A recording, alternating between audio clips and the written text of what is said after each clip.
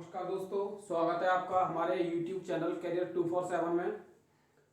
आज ये जो आपकी क्लास स्टार्ट होने वाली है ये हिस्ट्री की क्लास होगी। इससे पहले आपको मैथ और पॉलिटी की क्लास मिल चुकी हैं। अब हमारी ये क्लास स्टार्ट होने जा रही है इतिहास की। इतिहास की ये पहली क्लास होगी। इतिहास होता क्या है, इतिहास हम किसे कहते हैं? जो हमारे बीते हुए समय में जो घटनाएं हुई हैं और उन घटनाओं के हमारे पास साक्ष्य हैं यानी एविडेंस हैं, उसे हम कहते हैं इतिहास।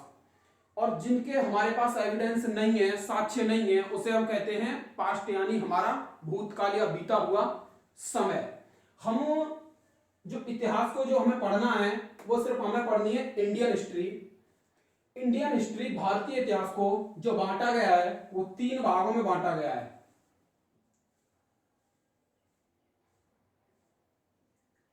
प्राचीन भारत,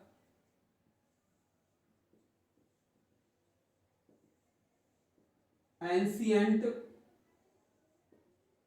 इंडिया, दूसरा मध्यकालीन भारत,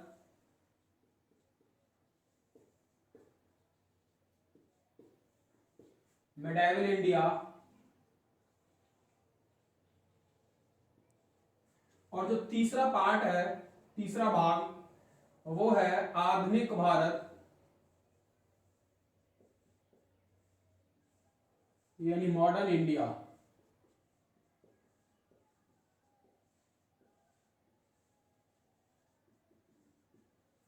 ठीक है, हमारा इतिहास 3 भागों में बटा हुआ है, एंशिएंट इंडिया, मिडाइवल इंडिया और मॉडर्न इंडिया। प्राचीन भारत, मध्यकालीन भारत और आधुनिक भारत। प्राचीन भारत की जो शुरुआत मानी जाती है वो मानी जाती है जिस समय से ह्यूमन एग्जिस्टेंस यानी मानव का उद्भव हुआ, उस समय से प्राचीन भारत की शुरुआत मानी जाती है। दूसरा मध्यकालीन भारत की जो शुरुआत मानी जाती है प्राचीन काल के ठीक बाद, जैसे ही मिडाइवल इंडिया को जो स्टार्ट माना जाता है वो माना जाता है कि भारत में जब सामंतवाद यानी फ्यूडलिज्म की शुरुआत से मध्यकालीन भारत की शुरुआत मानी जाती है। और तीसरा जो है आधुनिक भारत, ये माना जाता है आपके इसकी जो शुरुआत मानी जाती है 1707 यानी जब हमारे औरंगजेब की मृत्यु होती है। औरंगजेब की मृत्यु के बाद से आधुनिक भारत की शुरुआत मानी जाती है। दूसरा 1757 the battle of Plassey, Plassey के युद्ध के बाद से भी भारत में आधुनिक भारत की शुरुआत मानी जाती है। हम जो आज स्टार्ट करने वाले हैं वो स्टार्ट करने वाले हैं मॉडर्न इंडिया यानी आधुनिक भारत। और आधुनिक भारत की जो शुरुआत करेंगे और हम करेंगे एडवेंट ऑफ यूरोपियंस यानी यूरोपियनों का भारत में आगमन।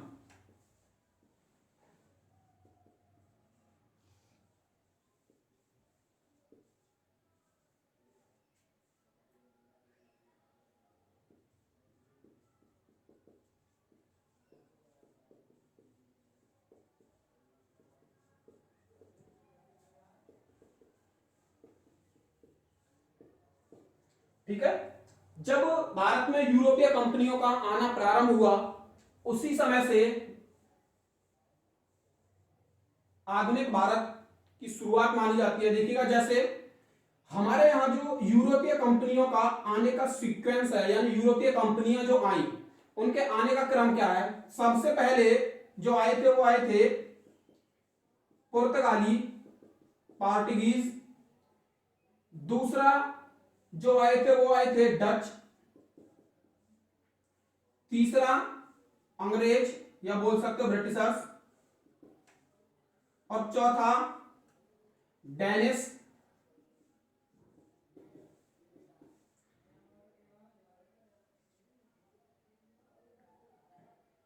और है लास्ट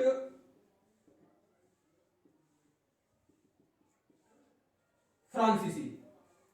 यह है भारत में यूरोपीय कंपनियों को आने का क्रम। इसमें जो हम शुरुआत करेंगे वो करेंगे पुर्तगालियों से यानी जो पोर्टुगीज आए वो क्यों आए भारत में। ये जो यूरोपीय कंपनियां आई इनके भारत में आने का रीजन क्या था, कारण क्या था, ये भारत में कैसे आई। सबसे पहले अगर ये देखा जाए तो एक इंसिडेंट था 1453 1453 में कॉन्स्टेंटिनोपल यानी कंस्तुतनिया, इस कंस्तुतनिया पर तुर्कों ने अपना अधिकार कर लिया। और जो हमारे यूरोपियन कंट्री थे, यूरोपियन कंट्री का इंडिया आने के लिए जो रूट था, भारत आने के लिए जो रास्ता था, वो कॉन्स्टेंटिनोपल यानी कंस्तुतनिया होकर ये भारत आते थे। जब तुर्कों ने इस कंस्तुतनिया पर अधिकार कर लिया तो भारत आने का जो रास्ता था वो बंद हो गया। अब यूरोपियनों को जो सबसे ज्यादा जरूरत पड़ती है वो पड़ती है स्पाइसेस यानी मसालों की। मसालों की जरूरत उन्हें इसीलिए पड़ती है क्योंकि यूरोप में लगभग देखा जाए तो 4 मंथ्स यानी 4 महीने, यहां पर ये जो 4 महीने हैं वो फ्रीज रहते हैं, यानी यहां पर जो दिखाई देती है वो सिर्फ बर्फ ही बर्फ दिखाई देती है। और यूरोपियनों के लिए खाने का जो एकमात्र संसाधन है वो है क्या, मांस यानी पॉर्क। जब भी यहां पर किसी एक एनिमल को स्लॉट किया जाता है, किसी पशु को काटा जाता है, तो वो एक पशु को काटने के बाद जो उनका रिमेनिंग पॉर्क होता है, बचा हुआ मांस, वो उस पर मसालों की कोटिंग करने के बाद उसे बर्फ में दबा देते हैं जिससे कि वो मांस खराब नहीं होता। इसीलिए यूरोप में जरूरत थी सबसे ज्यादा किसकी, मसालों की। जब यूरोप में मसालों की जरूरत थी और रास्ता जो इंडिया आने का था, भारत आने का रास्ता था, वो बंद हो चुका था, तो इसी से हमारी भौगोलिक सर्च यानी ज्योग्राफिकल सर्च यानी भौगोलिक खोजें शुरू होती हैं। और भौगोलिक खोजें जो शुरू होती हैं उसमें सबसे पहले पुर्तगाल में एक किंग हुआ करता था, एक राजा हुआ करता था, और उस राजा का नाम था प्रिंस हेनरी। और इस प्रिंस हेनरी का जो टाइटल है, इसकी जो उपाधि है, इसे जाना जाता है द नेविगेटर। प्रिंस हेनरी ने कसम खा ली थी कि भारत के लिए नए रास्ते की खोज करनी है, और इसी ने अपना एक रिप्रेजेंटेटिव 1492 में रास्ते की खोज के लिए भेजा। उसका नाम था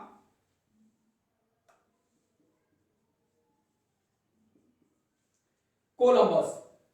ये जो कोलंबस था ये निकला था भारत की खोज के लिए, लेकिन समुद्र में आके ये अपना रास्ता भटक जाता है, और रास्ता भटकने के बाद ये जो कोलंबस होता है वो पहुंचता है अमेरिका। यानी अमेरिका की जो खोज की थी वो किसने की थी, कोलंबस ने। ठीक, कोलंबस ने इस अमेरिका को नई दुनिया नाम दिया था। इसके बाद जो दूसरा व्यक्ति भारत की खोज के लिए निकलता है 1498 में, वो निकलता है वास्को डी गामा।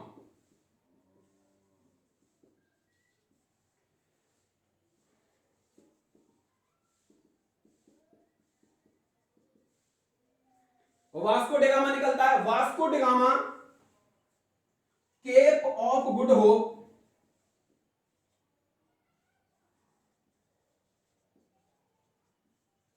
हिंदी में बोला है तो आशा अंतरिप, ये पड़ता है आपका साउथ अफ्रीका में। आशा अंतरिप होते हुए जब ये भारत की खोज के लिए केप ऑफ गुड होप पहुंचता है, तो यही इसे रास्ते में एक इंडियन मर्चेंट यानी भारतीय व्यापारी मिलता है, और उस भारतीय व्यापारी का नाम था अब्दुल मनीक। इसे अब्दुल मजीद भी मिल जाता है किसी में नाम इसका किताब में। अब्दुल मनीक इसका पथ प्रदर्शक साबित हुआ, और इस अब्दुल मनीक की सहायता से ये जो वास्को डिगामा था 1498 में कालीकट यानी केरल पहुंचा। केरल में उस समय जो किंग हुआ करता था, केरल में उस समय जो राजा हुआ करता था, उस राजा का नाम था जमोरिन। जमोरिन एक हिंदू शासक था, और जब वास्को डिगामा यहां कालीकट पहुंचता है तो इस जमोरिन ने वास्को डी गामा का स्वागत किया। जब जमोरिन ने वास्को डी गामा का स्वागत किया तो यहाँ कालीकट में पहले अरेबियन मर्चेंट यानी अरब व्यापारी मौजूद थे। उन अरब व्यापारियों ने इस वास्को डी गामा के स्वागत का विरोध किया। क्यों? क्योंकि पहले यहाँ जो व्यापार कर रहे थे वो अरब कर रहे थे, अरब व्यापारी कर रहे थे। अब दूसरा व्यक्ति भारत आता है, वास्को डी गामा, और वो भी यहाँ से जब भारत आता है तो वो भी क्या करेगा? व्यापार। यानी उनको यहाँ पर एक नया प्रतिनिधि मिलता है, वास्को डी गामा। इसीलिए अरब वाले जो व्यापारी थे, उन अरब वाले व्यापारियों ने इस वास्को डी गामा का विरोध किया। अब जब वास्को डी गामा आया, वास्को डी गामा भारत से जब वापस पुर्तगाल के लिए लौटता है तो वो अपने साथ जहाज में ले गया था स्पाइसेस यानी मसाले, और ये बताया जाता है कि इन मसालों को पुर्तगाल में बेचकर वास्को डी गामा ने जितना उसका आने और जाने में खर्चा हुआ था, इन मसालों को पुर्तगाल में बेचकर उसने 60 गुना यानी 60 टाइम्स 60 गुना अधिक धन कमाया। अब यूरोप में, पुर्तगाल में पता चल चुका था कि भारत के लिए समुद्री मार्ग की खोज हो चुकी है। इसके पीछे एक और रीजन था, क्योंकि 1498 1498 तक दिक्सूचक या जिसे बोल सकते हो कंपास की खोज हो चुकी थी, और उसी कंपास के जरिए अब रास्ता पता चला था। तो दूसरा व्यक्ति जब वास्को डी गामा पहुंचता है पुर्तगाल, तो फिर पुर्तगाल से दूसरा व्यक्ति जो भारत आता है वो आता है पेड्रो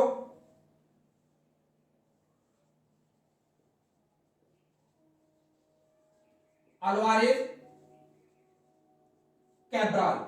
ये जो पेड्रो अल्वारेज कैब्राल था, यह दूसरा पुर्तगाली व्यक्ति था। इसके बाद वास्को डी गामा फिर भारत आता है। वास्को डी गामा जो भारत आया था वो 3 बार भारत आया था।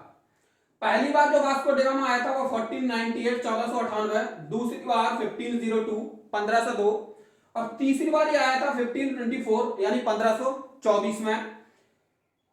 दूसरी बार जो वास्को डी गामा भारत आता है, तो वास्को डी गामा के आने के बाद 1503 में फर्स्ट पोर्टुगल्स कंपनी, पहली पुर्तगाली कंपनी जो स्थापित की गई थी वो की गई थी कोचीन में। कोचीन में कंपनी स्थापित करने के बाद 1505 में इन पुर्तगालियों ने कन्नूर में अपनी दूसरी फैक्ट्री लगाई। कन्नूर में जब दूसरी फैक्ट्री लगाई, कंपनी लगाने के बाद अब इन कंपनियों को चलाने के लिए इन्हें एक ऑफिसर्स की जरूरत हुई, और उसी के आधार पर इन्होंने अपनी कंपनी के लिए गवर्नर बनाए। क्या बनाए? गवर्नर। जब गवर्नर बनाए तो ये जो गवर्नर थे, उन गवर्नरों ने इस पुर्तगाली कंपनी को आगे बढ़ाया। पुर्तगाली कंपनी को आगे बढ़ाया, और आगे बढ़ाने के साथ ये जो गवर्नर हुए हैं, उन गवर्नर्स को हम आगे जो हमारी क्लास होगी उस क्लास में आपको गवर्नर बताए जाएंगे। गवर्नर के बाद जो दूसरा ये होगा कि पुर्तगालियों को आने समय बेनिफिट क्या हुआ, लॉस क्या हुआ, पुर्तगालियों के इफेक्ट क्या थे, प्रभाव क्या थे, ये जो सारी चीजें हैं वो तुम्हें आगे आने वाली वीडियो में कराई जाएंगी। ठीक, तो ये जो हमारा YouTube चैनल है कैरियर 247, वीडियो को देखने के बाद भाई इसे शेयर कीजिएगा, चैनल को सब्सक्राइब कीजिएगा और वीडियो को लाइक कीजिएगा। इसके बाद आपको आगे वीडियो में हिस्ट्री की वीडियो मिलेगी, और भी पॉलिटी, मैथ, दूसरा फिजिक्स भी मिलने वाली है आपको, जल्दी ही रीजनिंग मिलेगी। ठीक है, तो आज के लिए इतना ही।